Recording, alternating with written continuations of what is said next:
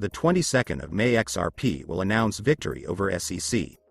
XRP to $75,000. In addition to Ripple's response to the latest SEC letter, which was filed within the previously set deadlines, another letter was filed with the court.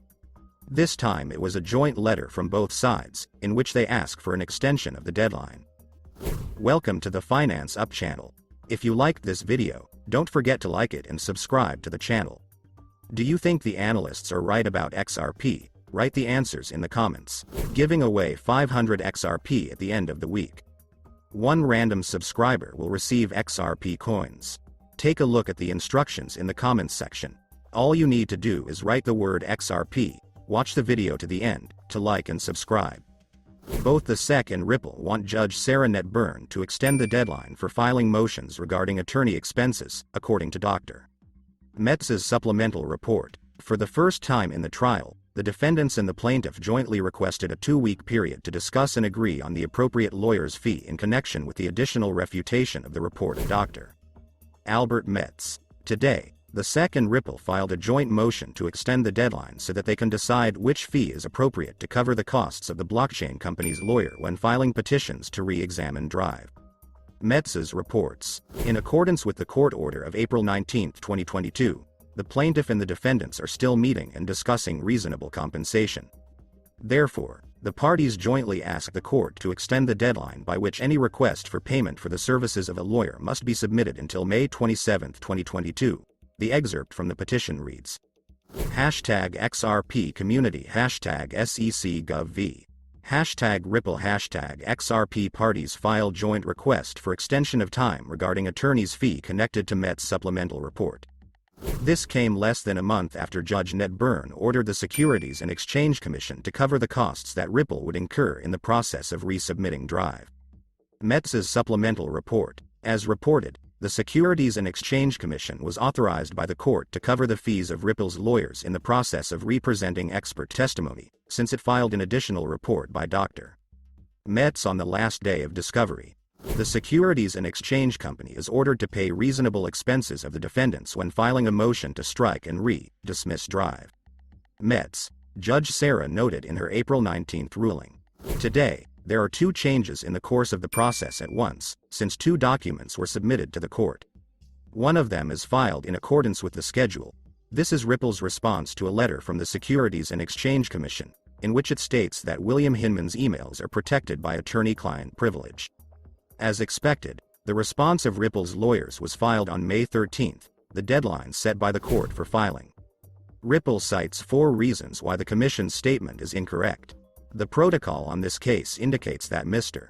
Hinman made a speech on his own behalf.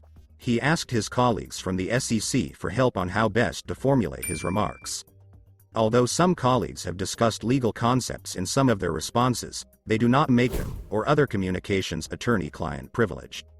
The law clearly states that advice on policy or messaging, even from lawyers, is not attorney-client privilege. While Mr. Hinman had the right to communicate with SEC lawyers and receive privileged legal advice as Director of Corporate Finance, reporting on the substance of his personal remarks does not fall within the scope of attorney-client privilege. The reports in question do not contain confidential information concerning the agency that would be protected by attorney-client privilege. The SEC cannot claim that these documents are protected by attorney-client privilege, since such privilege belongs only to Hinman himself, and not to the SEC. As lawyer Jeremy Hogan commented on this, Ripple has a good position here, since all 4 reasons listed by Ripple are based on the fact that Hinman's speech was primarily his personal opinion, which Hinman himself confirmed under oath in August last year. Although later the SEC began to claim that the speech was still the opinion of the Corporate Finance Department, which was headed by Hinman. How can Hinman get legal advice from SEC lawyers to get a personal opinion? Quote, the newly discovered documents could become a serious obstacle for the Securities and Exchange Commission, SEC, in its case against Ripple if they serve as evidence that a former employee of the Commission had a conflict of interest.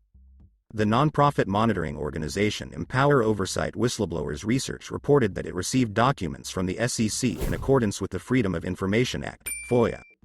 Earlier, she appealed to the U.S. Securities and Exchange Commission with a request to investigate the former head of corporate finance Hinman, now a senior advisor to Simpson Thacker Bartlett LLP, about the statements he made regarding cryptocurrencies.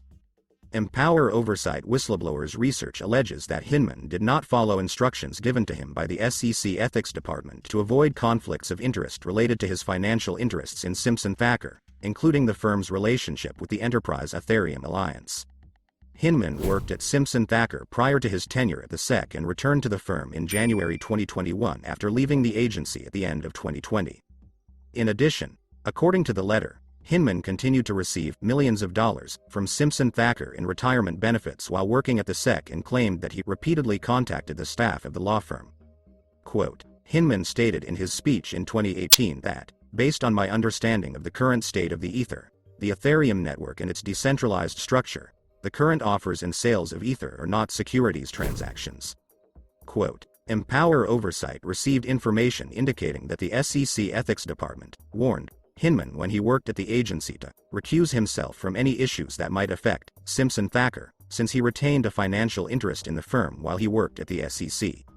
According to Empower Oversight, the SEC's Ethics Department also explicitly told Hinman not to have any contact with Simpson Thacker staff. Given that Hinman's statements suggested that Ether could be exempt from SEC scrutiny, its value increased immediately after Mr. Hinman's speech, as Empower Oversight noted.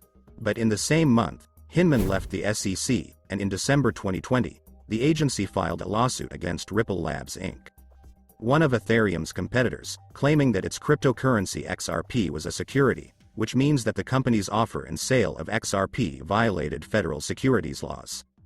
The value of XRP then fell by 25% immediately after the announcement of the SEC lawsuit. Hinman and a representative for Simpson Thacker did not respond to requests for comment. Empower Oversight called on the SEC's Office of Inspector General to prepare a comprehensive report on the matter. Empower Oversight has asked the SEC Inspector General to investigate the degree of conflict of interest involving Hinman, who exacerbated the notion that the SEC's enforcement measures selectively target some cryptocurrencies, while others are given free passage. Quote, Empower Oversight added that Mark Berger, the former acting director of the SEC's Enforcement Division, left the agency shortly after Ripple's lawsuit was filed, joining Hinman as a partner at Simpson Thacker. John Deaton commented on this, saying that Hinman's potential non-compliance could jeopardize the entire SEC case against Ripple. The live XRP price today is $0.88 United States dollars with a 24-hour trading volume of $3,740,000,000 United States dollars. We update our XRP to USD price in real time. XRP is down 0.4% in the last 24 hours. Do you think XRP will be able to win the court and restore its former price? Write the answers in the comments. That's it for today. Thank you for watching this video to the end. If you liked it, then don't forget to like it and subscribe to the channel.